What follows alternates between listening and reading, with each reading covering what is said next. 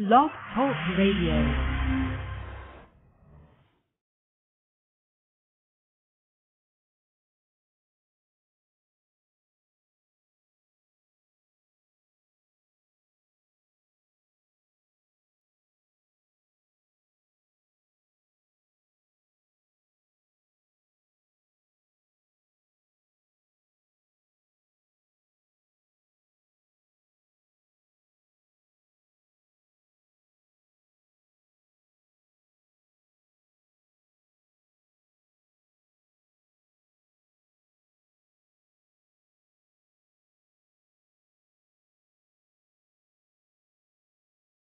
Boa noite, meus amigos. Estamos aqui de volta. Como sempre, começamos invocando a Santíssima Virgem Maria, o Santo Padre Pio de Pietrelcina, para que roguem a Deus que nenhuma injustiça se cometa nesse programa. Antes de tudo mais, eu preciso avisar vocês que o telefone, para quem queira enviar perguntas, consultas, etc., mudou. Agora é 213-325-3434. 213-325-3434. Eu imagino que tem gente tentando ligar para o outro número e não está conseguindo.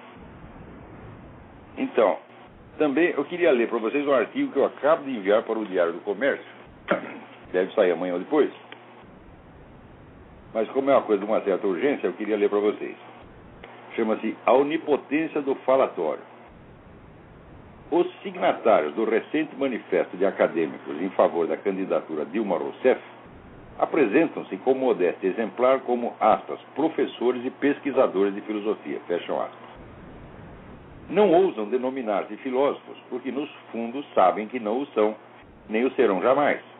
Mas também porque esperam que a mídia, por automatismo, lhes dê essa qualificação imerecida ao publicar a porcaria com o nome de com o título de Manifesto dos Filósofos, conferindo-lhes o estatuto honroso no mesmo ato em que os dispensa do vexame de atribuí-lo a si mesmos.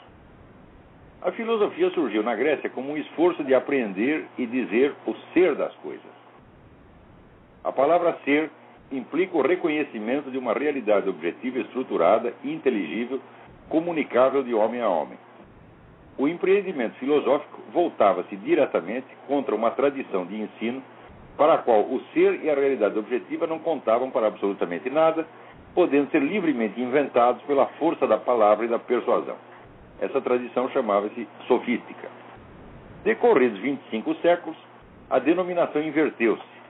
O que se chama de filosofia em muitas universidades, especialmente no Brasil, é a convicção de que não existe realidade nenhuma e tudo é construído pela linguagem. Quem ouse praticar a filosofia no sentido que tinha em Sócrates, Platão e Aristóteles é marginalizado como reacionário indigno de atenção.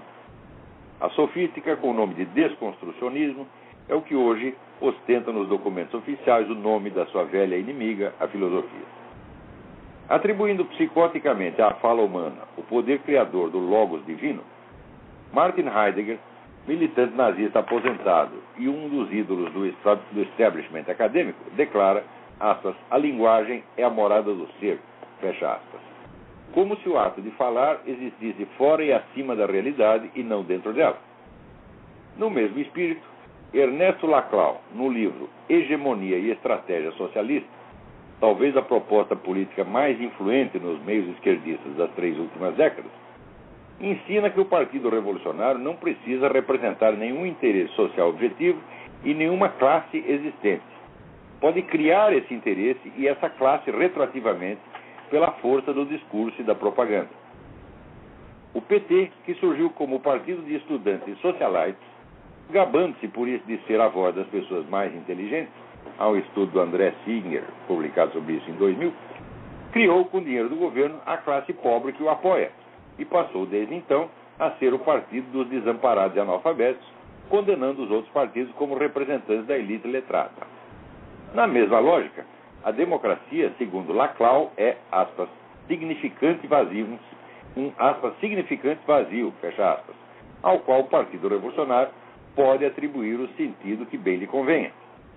O PT designa com esse nome a aliança entre o governo e as massas alimentadas com o dinheiro dos impostos, aliança montada em cima da destruição de todos os poderes intermediários, a começar pela mídia. E essa aliança e essa destruição, historicamente, tenham sido a estratégia essencial de todos os regimes tirânicos do mundo, leiam a respeito o livro do Bertrand de Jouvenel sobre o poder, é um detalhe irrisório. O significante vazio admite todos os conteúdos, com a vantagem adicional de que o eleitorado, ao ouvir a palavra democracia nas bocas dos próceres petistas, imagina que se trata da democracia no sentido tradicional do termo, porque não leu Ernesto Laclau e não sabem que eles a usam como palavra código de duas caras, com o significado esotérico para os iniciados e outro exotérico para enganar os trouxas. Não espanta que os servidores das duas maiores mentiras do século XX, o comunismo e o nazismo, tenham acabado por aderir maciçamente à teoria da onipotência criadora das palavras. Essas ideologias juravam basear-se numa descrição completa e objetiva da realidade, capaz de fundamentar a previsão acertada e científica do curso da história. Quando a história as desmentiu da maneira mais acachapante, os adeptos de ambas as correntes, em vez de penitenciar-se de seus erros e crimes, resolveram redobrar a aposta que tinham feito em si mesmos. Apelaram ao desconstrucionismo e proclamaram que a realidade não existia mesmo, que era tudo uma questão do jeito de falar. Também não espanta que, nessas condições, os inimigos de ontem se tornassem amigos, unidos no mesmo projeto sublime de trocar os fatos por uma ficção verbal eficiente. É por isso mesmo que tantos comunistas e socialistas amam de paixão os nazistas Martin Heidegger e Paul de Man. Nada une as pessoas mais apaixonadamente do que um projeto solidário de ludibriar todas as demais. O manifesto, por exemplo, declara que Dilma Rousseff tem sido alvo de campanha difamatória baseada em ilações sobre as suas convicções espirituais e na deliberada distorção das posições do atual governo sobre o aborto. Fecha aspas. Em que consiste a campanha difamatória? Em dizer que a candidata petista é favorável à liberação do aborto. E a deliberada distorção das posições do atual governo sobre o aborto consiste em dizer que o governo quer liberar o aborto. Desde quando publicar verdades bem documentadas é campanha difamatória? A lógica dessa rotulação é a mesma que o conhecido professor e pesquisador de filosofia, João Carlos Quartim de Moraes, seguiu ao processar o Diário do Comércio por levar a sério a declaração em que ele mesmo se gabava de ter cumprido pena de prisão pelo assassinato do capitão americano Charles Chandler. Segundo Quartim de Moraes, acreditar em Quartim de Moraes é crime. Do mesmo modo, quem quer que assista ao vídeo respectivo no YouTube e ali veja e ouça Dilma Rousseff expressando seu apoio restrito à liberação do aborto, se tornará automaticamente um difamador se acreditar que ela disse o que disse. No mesmo espírito do manifesto, a Secretaria Nacional de Direitos Humanos jura, aspas, o Plano Nacional de Direitos Humanos 3 não trata da legalização do aborto. Sua redação sobre o tema é, considerar o aborto como tema de saúde pública com garantia do acesso ao serviço de saúde. Fecha aspas. Todo leitor, no pleno uso das suas faculdades mentais, compreende imediatamente que, aspas, garantir o acesso ao serviço de saúde, fecha aspas, é até mais do que legalizar o aborto. É sustentá-lo com dinheiro público. Mas compreender o sentido originário do texto é crime, mesmo porque, segundo a escola de pensamento dominante, nenhum texto tem sentido originário nenhum. O que vale é o sentido retroativo que as partes interessadas lhe atribuem quando lhes convém. Os signatários do manifesto foram educados na mentalidade desconstrucionista que apaga a realidade e o sentido para lhes substituir a vontade de poder, pois além de Heidegger eles adoram Nietzsche, e a estratégia da tagarelice onipotente. É compreensível que nessas condições desejem ardentemente passar por filósofos, mas no íntimo se sintam um pouco intimidados de declarar que o são. Então, além dessa palhaçada desse manifesto do pseudo-filósofo, não chego nem a ser pseudo, né? São, como diz o fundador da Faculdade de Filosofia USP, o João Cruz Costa, ele pelo menos reconhecia que ele não era um filósofo, ele era apenas um filosofante. Né? E esses caras não são nem isso. O João Cruz Costa tem alguma cultura. Esses caras são pseudo-filosofantes.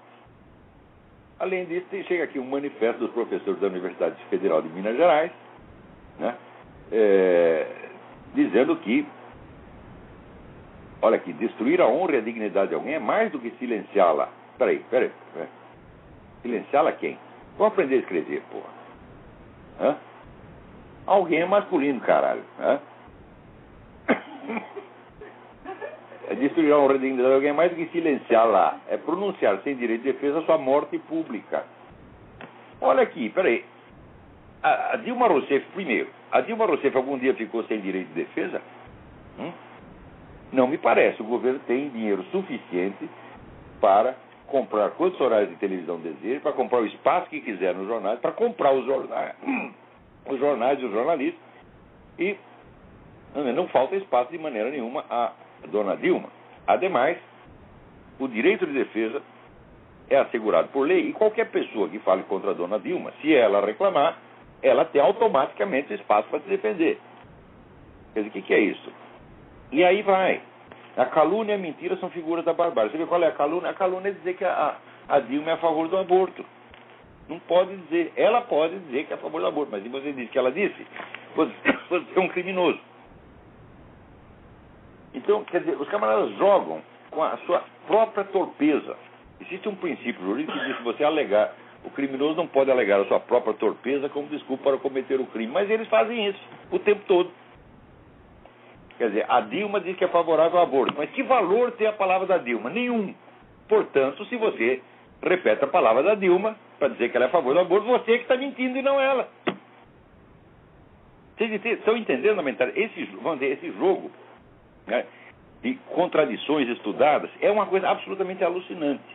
E quando você vai ver esse negócio desconstrucionista, a estratégia desse Ernesto Laclau, é uma coisa feita para enlouquecer as pessoas. Por exemplo, o petista que está falando em democracia, ele sabe que desde 1985, quando começou essa estratégia do Ernesto Laclau, começou a se espalhar pelo mundo, a democracia é significante vazio. Quer dizer, não é um regime que é definido objetivamente por esses traços. É o que quer que o partido chame de democracia. Como Stalin chamava a União Soviética de democracia popular. Então, só que Stalin apenas praticava isso. O Ernesto Laclau teorizou e transformou numa técnica do significante vazio. Então, o líder petista que usa essa palavra democracia, ele e os cupinchas dele sabem que eles estão falando do significante vazio. Portanto, para eles, esse negócio como fizeram essa semana, invadir a gráfica do bispo para impedir que ele imprima um apelo ao católico para que não vote abortista, que aliás é um apelo que vem diretamente da própria doutrina católica, invadir gráfica, tampar a boca dos outros, né? Tudo isso aí é democracia. Agora, o cara que ouve, ele não sabe, ele pensa que democracia, a palavra democracia está sendo usada no sentido tradicional, portanto, onde você tem, vamos dizer, lei e ordem, o respeito aos direitos individuais, etc, etc. Então, você atribui ao PT certas qualidades que ele mesmo está declarando que não tem. E é claro, se você pegar os documentos do PT e os ler em público, simplesmente ler, eles vão dizer que você está difamando. Pois esse filho da puta desse Quartinho de Moraes, quando eu repeti a declaração dele, ele se gabando, paguei 2 anos de prisão pelo assassinato do Capitão Chandra. Eu falei, pô, então você é assassino do Capitão Chandra, ué. Acreditei nele, repeti, ele processou o Diário do Comércio dizendo que ele está difamando. Quer dizer, você repetir ipsis literis o que ele disse é crime. Então esse pessoal aqui também, você repete, olha, a Dilma disse tal coisa, isso é calúnia, é difamação. O que está declarando? A palavra da Dilma não vale merda nenhuma, o que ela falou não interessa. Interessa o que nós queremos que você acredite que ela disse. Eles raciocinam assim o tempo todo. Quer dizer, esse pessoal é muito mais vigarista do que a população consegue imaginar. O pessoal pensa em político desonesto, eles pensam em político que desviou um dinheirinho, né?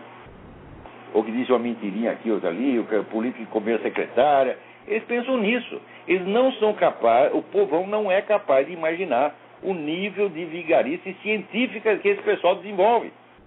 Vocês só vão entender isso quando vocês começarem a ler os documentos internos do PT, a ler os teóricos do marxismo. Eu sei que é horrível, esse livro do Ernesto Laclau é horrível, horrível. É uma das coisas mais pesadas e parece um livro escrito um cérebro de chumbo. E, no entanto, tem pelo menos algumas pessoas entre os conservadores liberais têm que ler essas coisas para saber o que o inimigo está tramando. Agora, eu nos meus conservadores liberais, eu nunca vi quem tivesse lido isso. Eu nunca ouvi um conservador liberal citar o Ernesto Laclau. O próprio Antônio Gramsci, meu Deus do céu, quem foi o primeiro que deu alô que existia Antônio Gramsci no Brasil? Fui eu com o livro A Nova Era da Revolução Cultural em 93. Daí, para que eu visse algum sinal de alguém se interessar, passaram-se 8 anos. Depois de 8 anos, um general chamado Fábrega, amigo meu, publicou um artigo no Jornal Militar falando de Gramsci. E depois o general Coutinho escreveu esses 2 livros esplêndidos. O general Coutinho ouviu o meu apelo e prestou atenção, e foi lá estudar Antônio Gramsci, e hoje é o grande conhecedor brasileiro na matéria. Mas você vê, o cérebro brasileiro leva 40, 50 anos para reagir a uma informação básica. Agora eu estou dizendo aqui, o PT segue a estratégia do Ernesto Laclau. O PT criou a sua população pobre mediante o Fome Zero. O PT não representava a classe pobre. Veja os estudos, veja o estudo do André Singer, que foi feito em 2000, dizendo: a esquerda no Brasil é só estudante e socialite, é tudo da classe alta. E o povo pobre votava no Collor, votava no Fernando Henrique, votava sempre na direita. Então o que eles fizeram?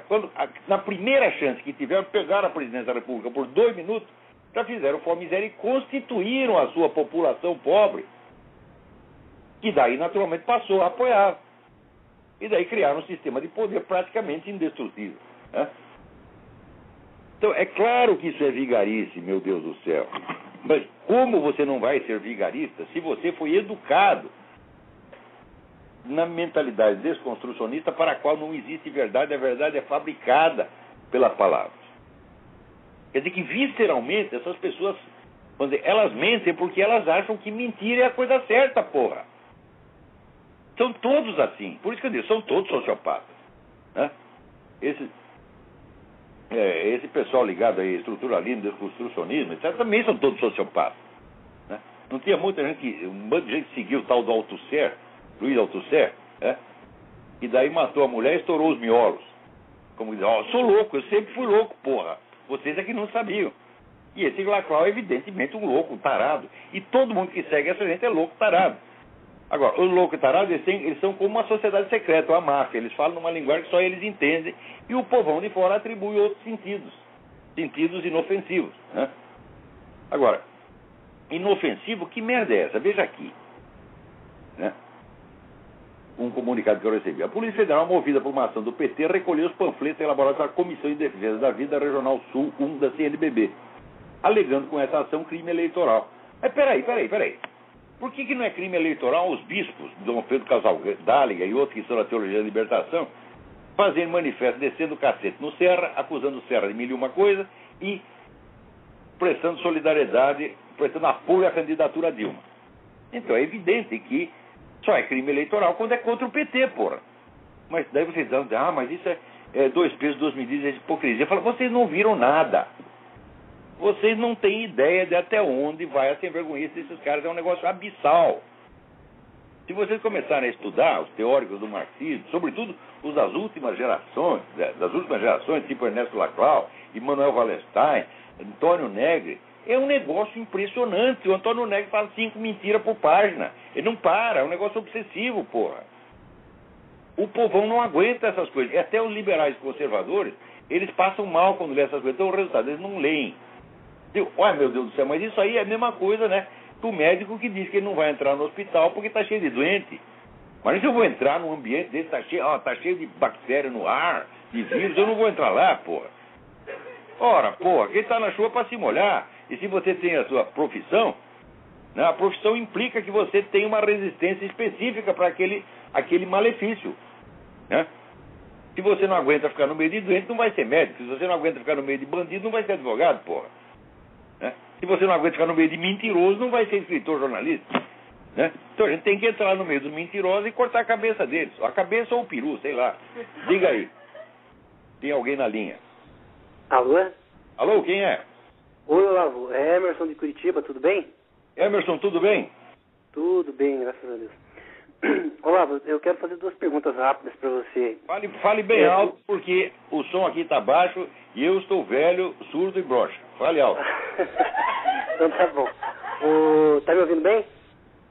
Mais ou menos. Vai, fala aí. Então tá. É o seguinte, você deu uma entrevista uma vez para a Folha de São Paulo em 2006.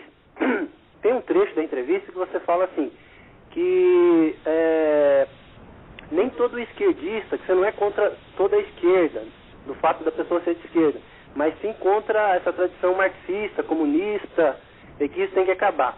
Aí eu queria saber de você, é possível afirmar que todo esquerdista é, em si, mal, ou realmente é de acordo com aquela afirmação que você fez, que nem todo esquerdista é mal?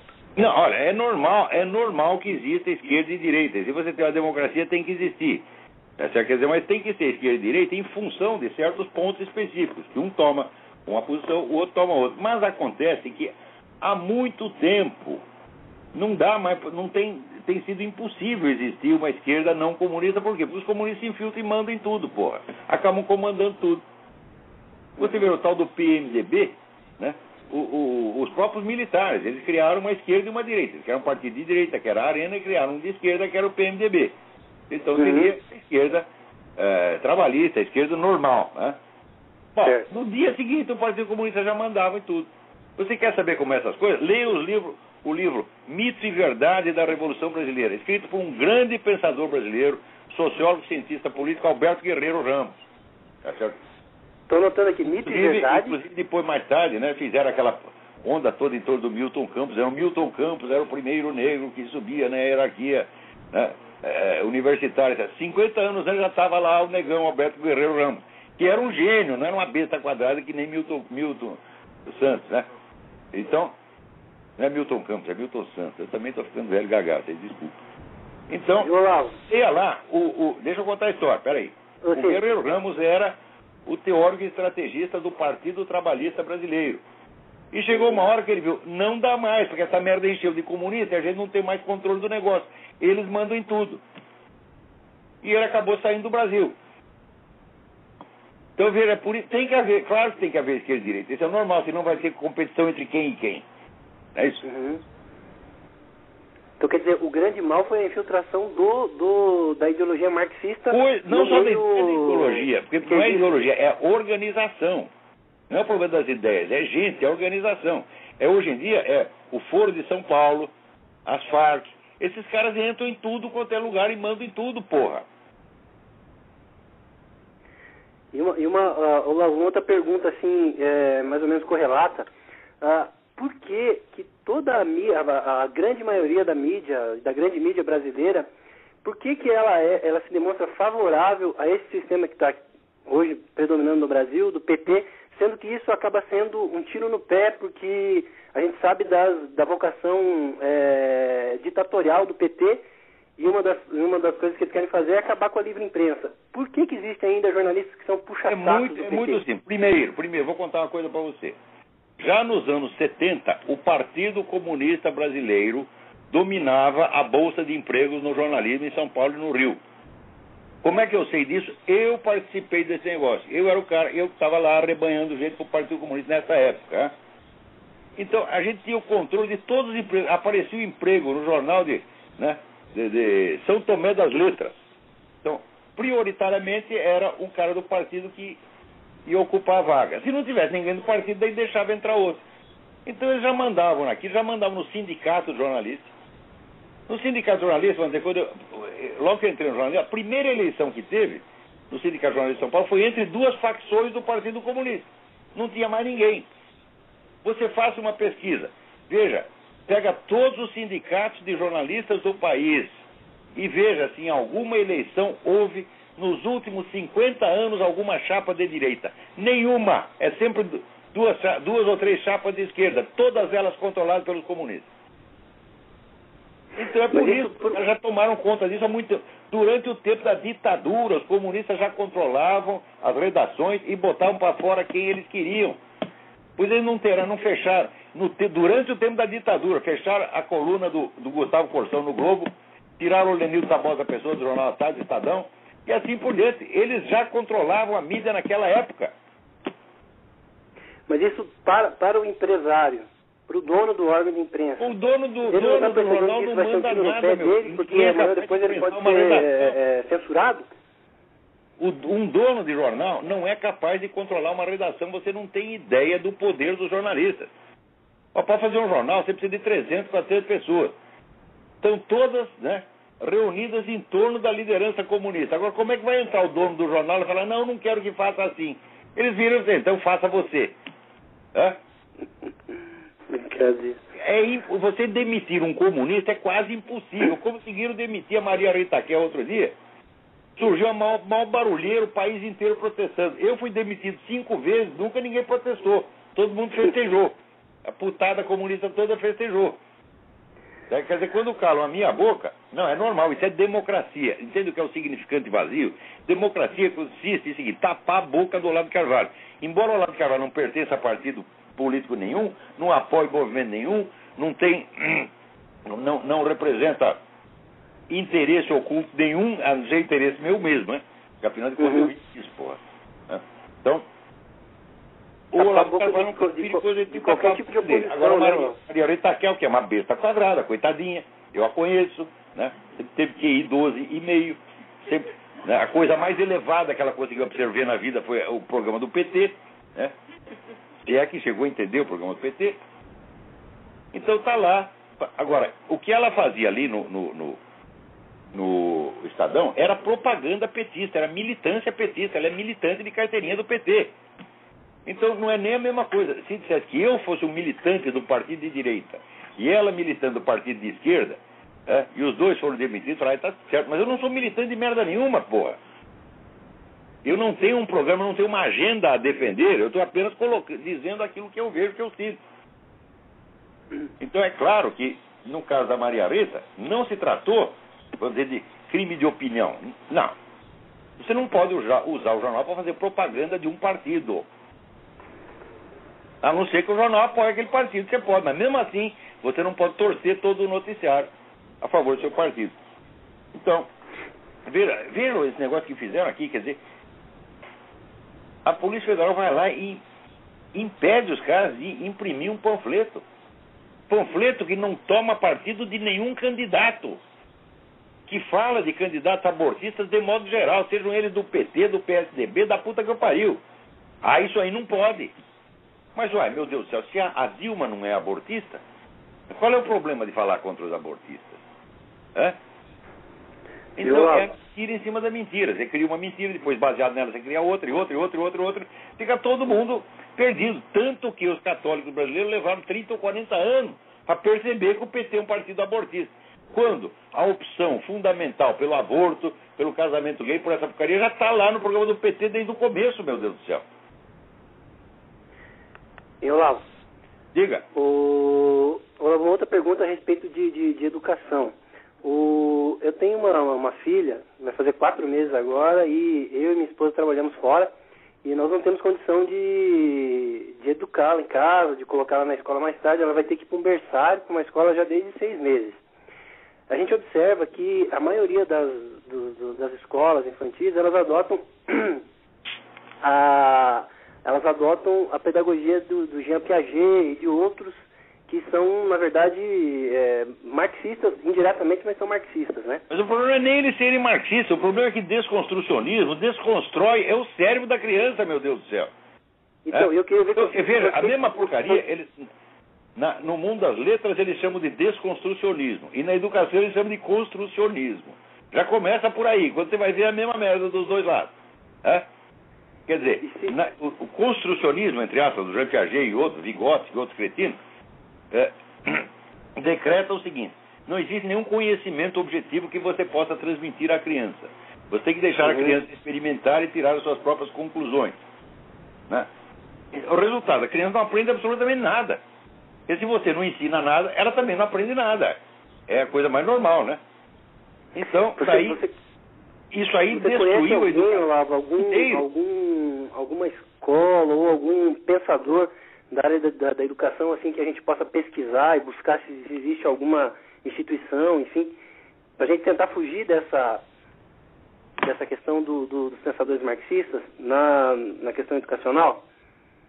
Olha, você me aguarda, no próximo programa eu vou dar uma lista de livros sobre isso aí.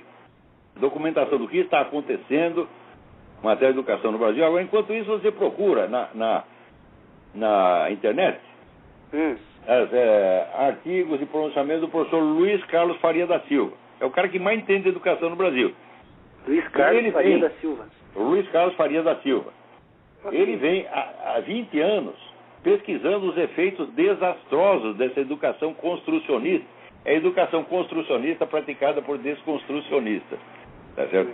É um negócio devastador, devastador. Tanto que os alunos, os estudantes brasileiros têm sempre os últimos lugares. Últimos lugares. Nos outros Olá, países muito também, obrigado, viu? Boa noite, fica com Deus. Mas não tão completamente quanto no Brasil. Aqui nos Estados Unidos você tem escolas que não seguem isso. O ensino privado aqui dá até alguma força, e dentro das escolas privadas, algumas preferem ensinar da maneira certa. Agora no Brasil não.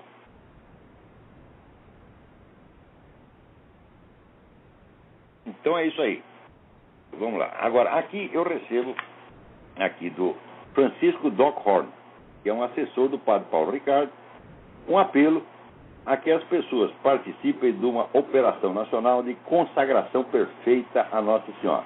Essa consagração tem 33 dias de preparação, algumas orações simples e assistir a missa, confessar, comungar durante esse período. Então, vocês... a mensagem dele é comprida, não dá para ler inteira, infelizmente.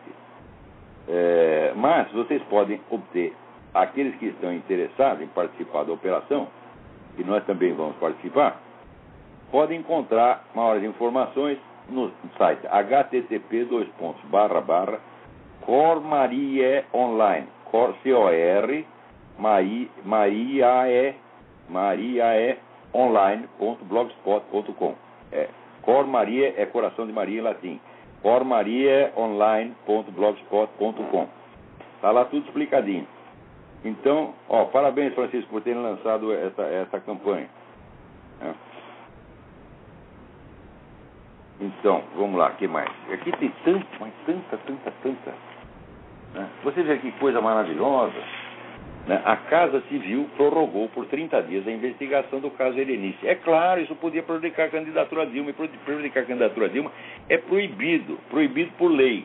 Está aí o TSE que não me deixa mentir. Né? Esse TSE devia ser fechado, porra. Olha aqui, alguém me manda um negócio impressionante, eu não sei qual é a fonte, mas você tem aqui a fotocópia dos documentos. Saiu no jornal da Bulgária, chamado Dnevnik, aparentemente é um jornal grande. Está aqui uma certidão de nascimento da dona Dilma Rousseff, assinada por um cartório búlgaro. Está aqui o documento. Pode ter sido Photoshop, pode ter sido falsificado, não sei. Porém, a denúncia é gravíssima. Segundo ela, a Dilma não nasceu no Brasil e está, pela Constituição brasileira, impedida de ser presidente da República. Então, cadê o TSE que não investiga essa porra? Já tinha que ter o agente da TSE na Bulgária, pegar o documento e ver se isso existe mesmo. Tem que ir lá na redação do jornal e dizer, da onde vocês tiraram isso? Me mostra o documento original, uma fotocópia, porque isso é muito grave. Foi a mesma coisa que aconteceu nos Estados Unidos. Até agora ninguém sabe onde nasceu o porra do Barack Obama, porra. Não é que ninguém sabe onde nasceu o Barack Obama. Ninguém sabe nada do Barack Obama. Não tem um documento dele que seja acessível. Né? Outro dia, eles vão dizer, para aplacar, né, as dúvidas das pessoas, publicaram o passaporte dele. Mas que passaporte? Publicaram o passaporte que deram para ele depois dele se tornar presidente da República.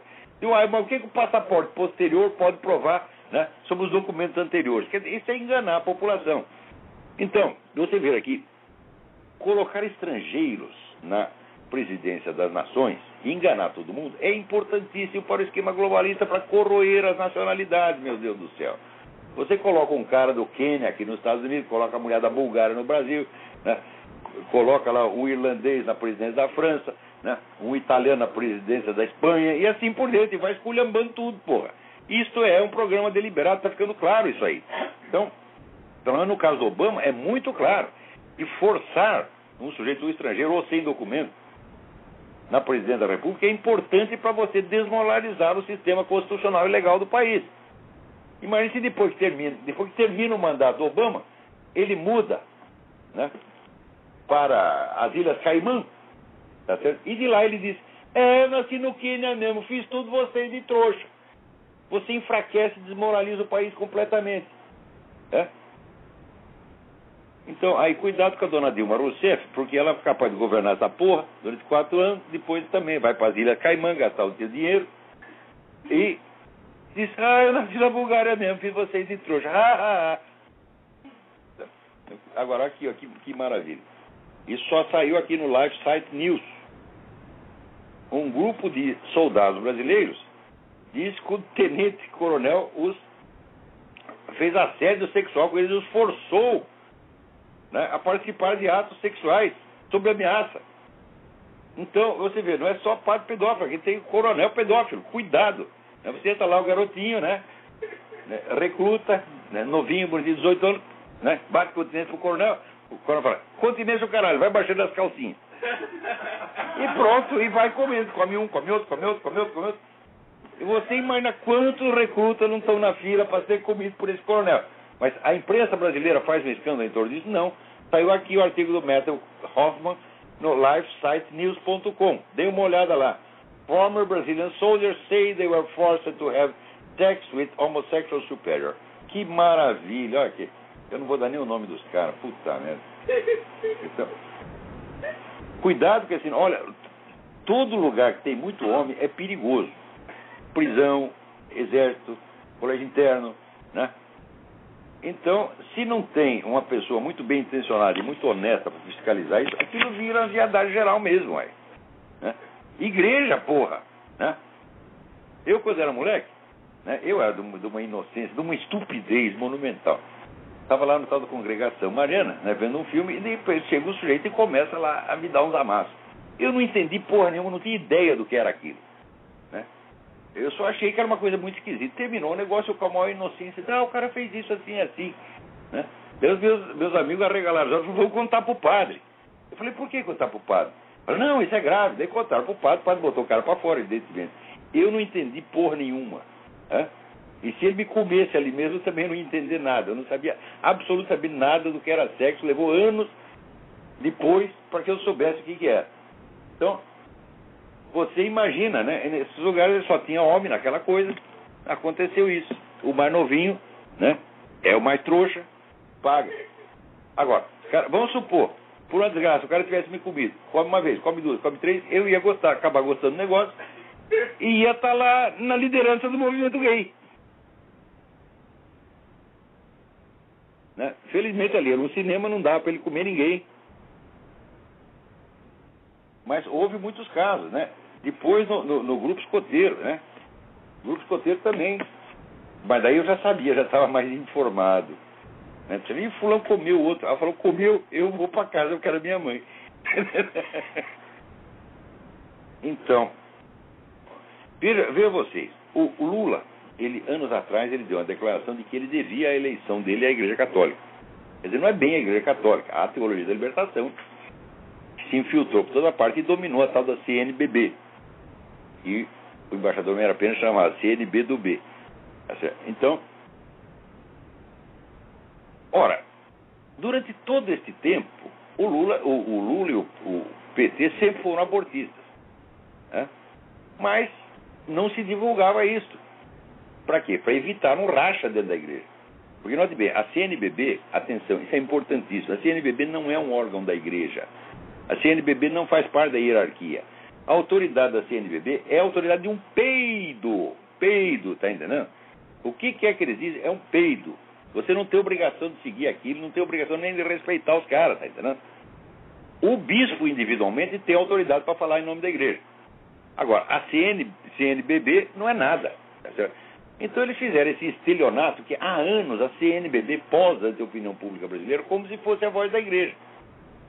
E não tem um jornalista para avisar. Ó, isso é apenas, quer dizer, uma sociedade civil, uma ONG, né? Não é um órgão da igreja, ela não fala em nome da igreja. Nunca um jornal brasileiro informou ao seu público isso aí.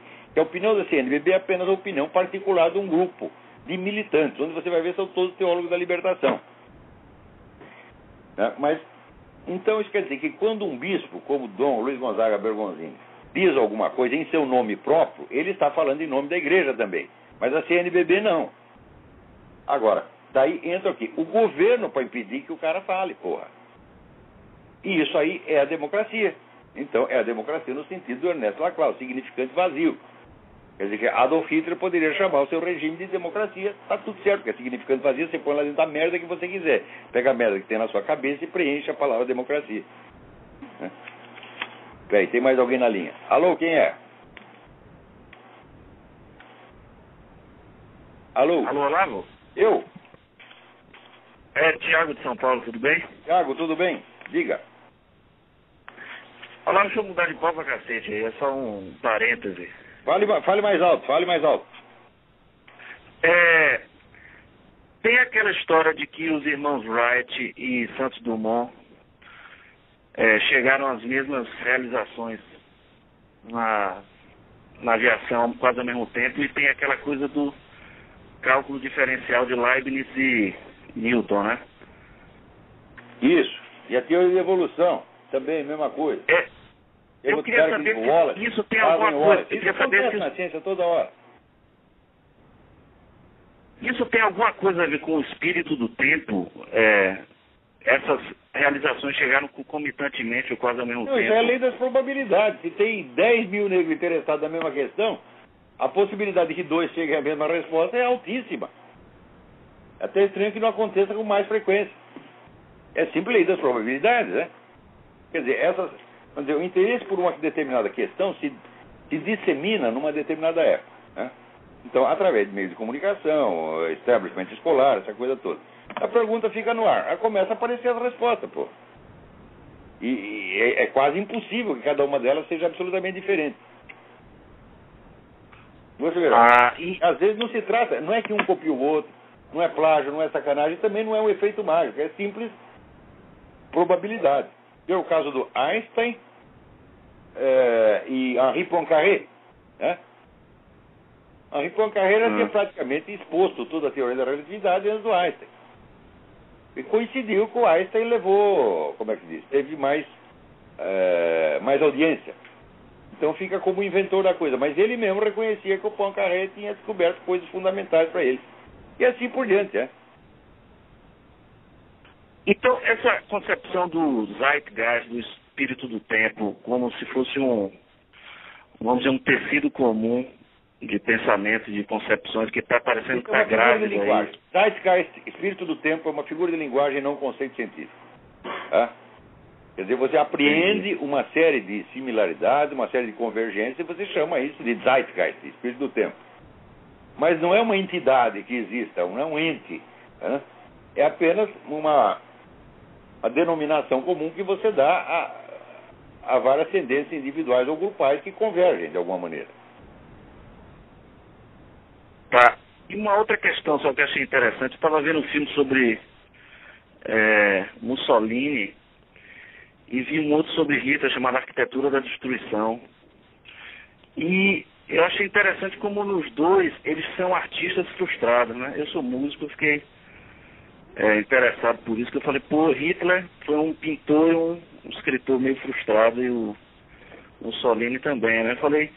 Agora, eu não sei por que o pessoal para assim, Mussolini e Hitler. Isso é uma grande cagada e uma grande injustiça. Por quê? No dia que o Hitler ganhou a eleição na Alemanha, teve um governante europeu que telefonou para todos os outros dizendo, e agora? Nós temos que parar esse maluco. Ninguém prestou atenção. Ele telefonou para todo mundo, telefonou para o Roosevelt, telefonou para a Inglaterra, para a França, para todo mundo. Ninguém prestou atenção. Sabe quem é esse governante? Benito Mussolini. Ele previa o perigo do Hitler.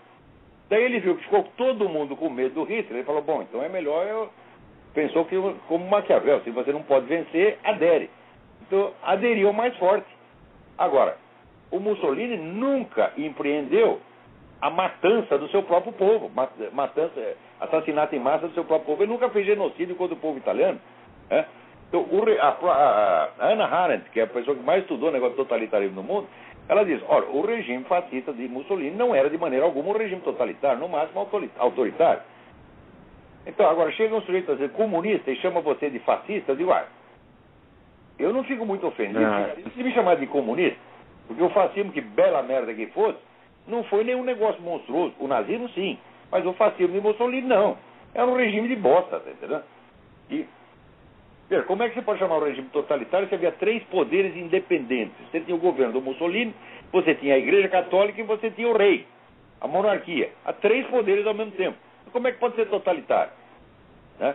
Quer dizer, o Mussolini tinha que prestar satisfação ao rei e à igreja, e vice-versa. Então você tinha um certo equilíbrio de poderes ali. Então isso aí já impede de chamar de totalitarismo. Então, agora, fascismo no vocabulário comunista é a ofensa mais alta que existe. Eu digo, olha, se quer para me chamar de alguma coisa, pode chamar de fascista. Agora, chamar de comunista, tem uns milicos que me chamaram de comunista. Aí eu fico ofendido. Que comunismo é genocídio. Não, na verdade eu estava achando interessante só não a equivalência. Os nossos integralistas, o Plínio Salgado, eram fascistas. Eram as pessoas mais inofensivas do mundo, não matavam um mosquito. Mas essa coisa de querer transfigurar a realidade ou criar como se fosse uma obra de arte política, sim, é a concepção artística do Estado. Isso foi inventado por Maquiavel, que era outro idiota também. Agora chegava lá um cretino como Mussolini, Hitler ali, essas coisas, acreditava, falava, não, vamos criar aqui uma obra de arte que é o Estado.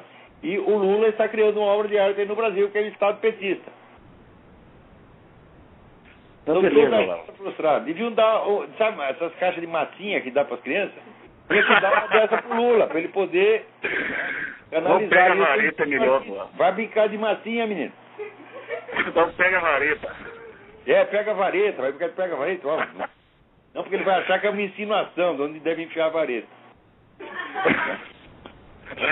Podemos brincar de caneta. Eles olha, ainda tem a caneta para fazer muita merda. É a única caneta do mundo que escreve com cocô.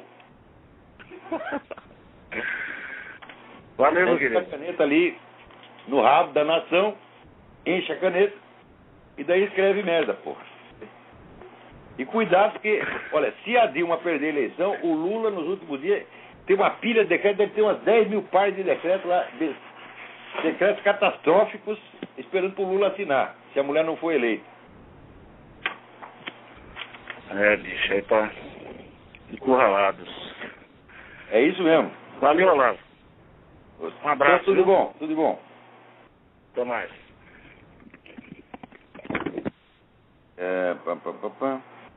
Alguém aqui me sugere que eu dê uma olhada na comunidade conservadores, CON, um projeto de partido de ideologia conservadora, liberal com forte viés monarquista e aliado à economia austríaca. Bom, eu sou a favor da economia austríaca e, pelo menos para o Brasil, eu acho que a monarquia foi melhor do que a república.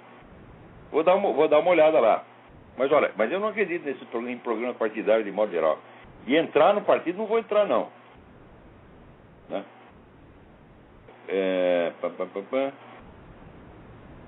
Vamos ver o que mais temos aqui.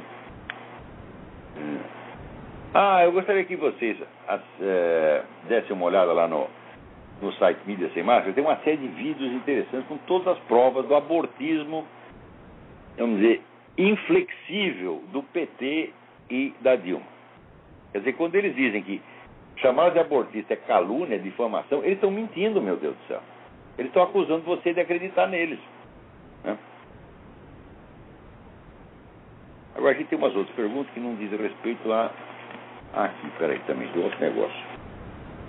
Aqui, o Partido Convergência, a terceira força política da Espanha, enviou uma carta ao cônsul da Venezuela em Barcelona, manifestando preocupação pela detenção do presidente da Unamérica, Alejandro Penha Escluso. O Alejandro Penha Escluso continua na cadeia. Não tem julgamento.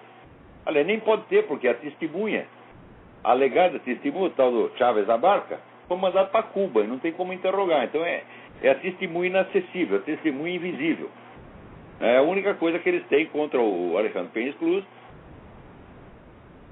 Essa testemunha, que eles dizem que é um perigoso terrorista, mas que no país dele ele só foi acusado de roubar um automóvel. Agora aqui, você vê, a Tânia Kramer faz uma pergunta que não tem resposta. Que conselho você daria a quem teve o azar de ter vocação acadêmica na área de humanas? Eu digo, bom, eu dou um conselho, você sai correndo do Brasil e vai estudar em algum lugar de D para estudar.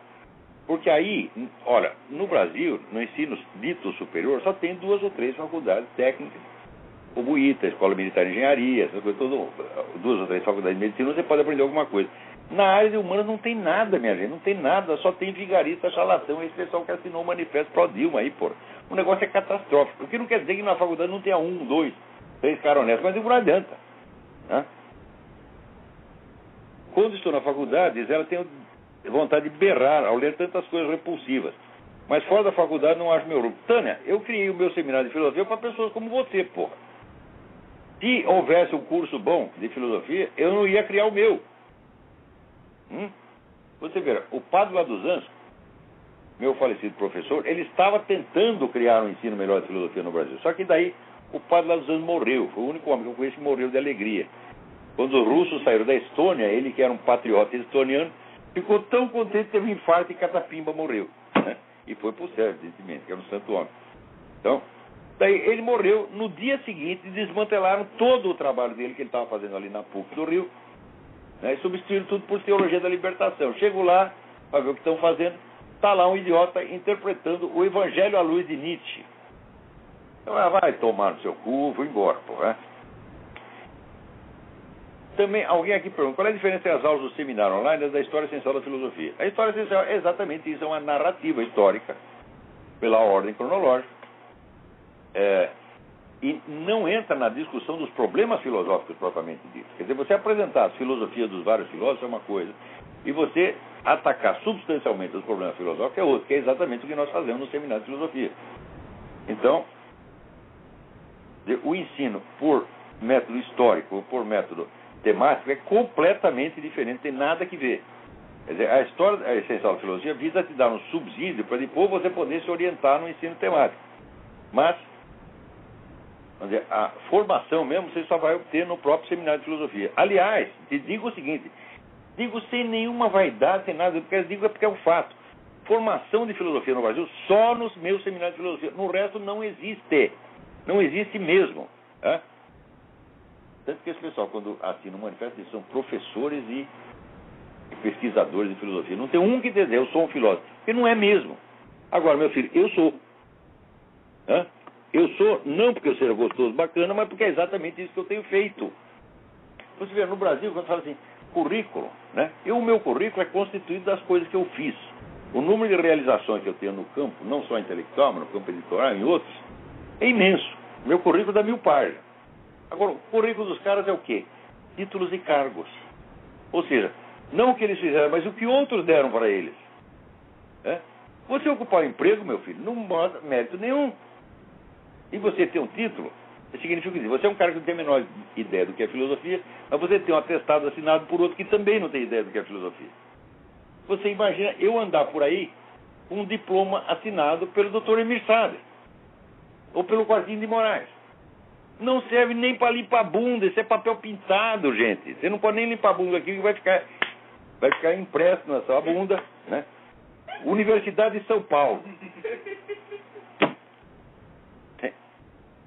Então, Tânia, venha para o seminário, isso não é propaganda, não. Venha para o seminário, aqui é o seu lugar, pô. Você vai ter amigos, você vai ter uma rede de pessoas que têm os mesmos interesses intelectuais que você, que não estão lá para arrumar emprego, nem para subir na hierarquia do PT, mas que querem compreender a filosofia e querem ser filósofos, querem ser filósofo é exercer a filosofia na tradição de Sócrates, Platão e Aristóteles. Isso é ser filósofo. O resto é parecer filósofo, né? Ou estar filósofo. Tá certo? Então, me mostre uma tese filosófica que esses caras tenham apresentado, porra. No máximo, eles fazem, assim, alguma interpretação melhorzinha da filosofia de alguém. Mas não tem uma interpretação original no Brasil. Por exemplo, quando eu publiquei meu livro sobre Aristóteles, que é uma investigação inteiramente original sobre Aristóteles, abre uma perspectiva totalmente nova, imediatamente o pessoal da USP, que sabia que fazia 30 anos não se publicava um livro sobre Aristóteles no Brasil, não pode ficar assim, nós temos que achar alguma coisa. Aí retiraram da gaveta uma tese do Oswaldo Porchat Pereira e publicaram. Dizer, não, nós também entendemos de Aristóteles. É uma tese escolar, meu filho, que só repete, vamos dizer, material que é de ensino, não tem originalidade nenhuma.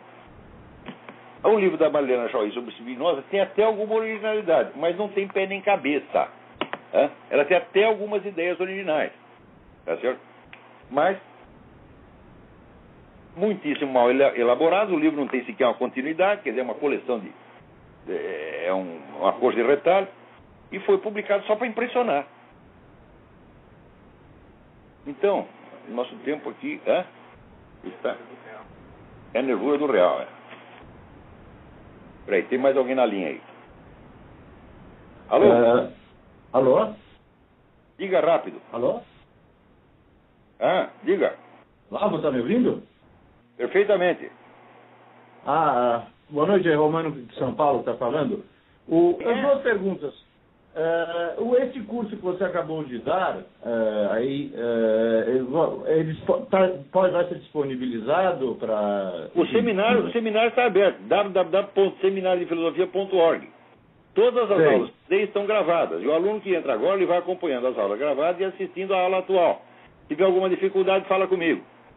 Esse sobre a eternidade da alma, se não me engano. Esse é um curso presencial, um curso que eu dei aqui para um grupo de alunos brasileiros que vieram para cá, o curso A Consciência de Imortalidade. Acabei de dar semana passada. Sei, mas esse não... Pretendo transformar num livro o mais rápido possível. Um livro? Pretendo publicar isso como livro. Entendi. Não há gravação, então? Não, a gravação não vamos disponibilizar. Nós vamos fazer as transcrições e publicar como livro. Entendi. E outra coisa, sobre isso que você estava falando, essas técnicas, enfim, que usadas aí pelo PT, qual seria, digamos, um antídoto? Tem alguma... O antídoto é simplesmente denunciar, é ler os livros e contar a sacanagem que eles estão tramando. Porque o pessoal vê o efeito final, vê o produto final, mas não sabe de onde saiu. Então não entende o que eles estão fazendo. E se deixa enganar. Agora, quem estudou, por exemplo, esse livro do Ernesto Laclau, entende imediatamente o que o PT está fazendo, porra. Sim, mas agora o pessoal da direita não lê os livros da esquerda, por aí não dá, né? O Sun Tzu já dizia que o negócio é conhecer o adversário. Agora, se eles propõem isso para os liberais conservadores brasileiros, não, conhecer o adversário não, é muito feio, não quero saber. Porra, então aí tem que tomar no cu mesmo, você tá entendendo? Sei, mas agora, diante da discussão pública, tem algum antídoto ou não? Como é? Não, olha, na discussão proposto artigo após artigo. Tem que denunciar essa coisa 1000 vezes. E quando o cara começa a falar, ele falou democracia. Eu digo, peraí, você está usando democracia como significante vazio porque você está seguindo a estratégia do Laclau, você está querendo me enganar. Para com isso. Cada palavra que os caras dizem, a gente tem que desmascarar. Certo. Tá bom, então. Obrigado, hein? Boa noite. Obrigado. Agora, aqui.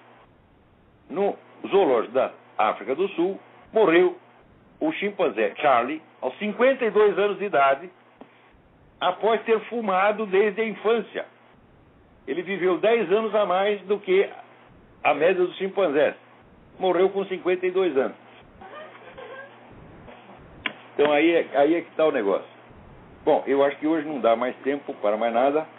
Eu queria pedir a vocês para lerem o site da Graça Salgueiro, notalatina.blogspot.com, que é ainda a melhor fonte de informações sobre a América Latina. Agora está lá a entrevista que ela deu no programa do Fernando Londonho, em Colômbia. E que vocês contribuam para o Nota Latina. O Nota Latina não tem patrocinadores, não está apoiado em nada. O Nota Latina é um treco que existe assim no ar, anda sem pé. Entendeu? É um milagre. Então...